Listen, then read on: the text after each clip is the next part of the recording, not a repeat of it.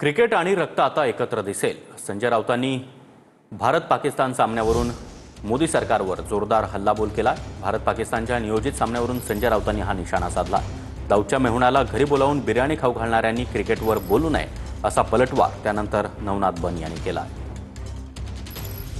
अमित शहांचे पुत्र हे क्रिकेटचे सूत्रधार असल्यामुळे आणि त्याच्यामध्ये बेटिंगपासून चिटिंगपर्यंत सगळे खेळ असल्यामुळे पैशांचे क्रिकेट आणि रक्त हे मैदानावर तुम्हाला एकत्र दिसेल. हे ढोंग आहे. हे जर इतर कोणी केलं असतं तर भारतीय जनता पक्षाने आणि मोदींनी बरं का थैथाट केला असता. अंगावरचे कपडे काढून नागडे नाचले असते या रस्त्यावरती. आज एका तरी भारतीय जनता पक्षवाल्यांच्या गळ्यातून निषेधाचा सूर आला असेल तर मला सांगा. मला आश्चर्य वाटते बाळासाहेब ठाकरेंचा फोटो लावून जे राजकारण करतायत डुप्लिकेट शिवसेनावाले, बरं का, अमित बाळासाहेबांचे खरे वारसदार म्हणे.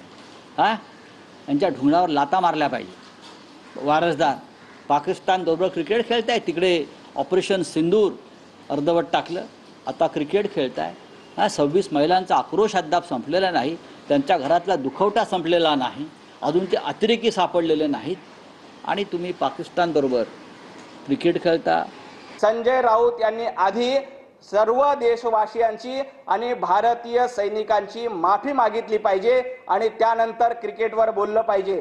आणि राहिला प्रश्न क्रिकेटचा, तर दाऊदचा मेहुणा, दाऊदचा व्याही जावेद मियादाद याला घरी बोलावून ज्यांनी बिर्याणी खिलवली त्यावेळेला संजय राऊत देखील तिथं उपस्थित होते. ज्यांनी जावेद मियादादला बिर्याणी खिलवली त्यांनी भारत आणि पाकिस्तानच्या क्रिकेटवर बोलावं का, हा देखील माझा प्रश्न आहे.